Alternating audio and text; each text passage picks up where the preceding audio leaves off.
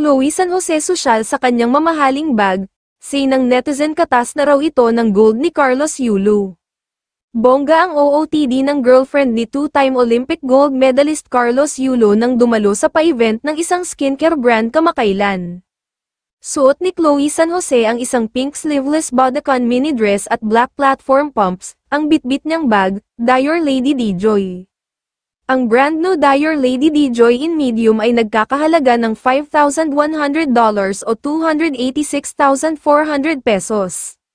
Dalawa sa mga nakachikang celebrities ni Chloe sa event sina Karel Marquez at Francine Diaz, ang brand ambassador ng nasabing skincare line. Samot-sari naman ang komento ng netizen, saad nila, the priorities clashes, family versus future. Mas pinili ni Golden Boy ang future kaya nagset siya ng boundary kaya kalaamado si Golden Hair.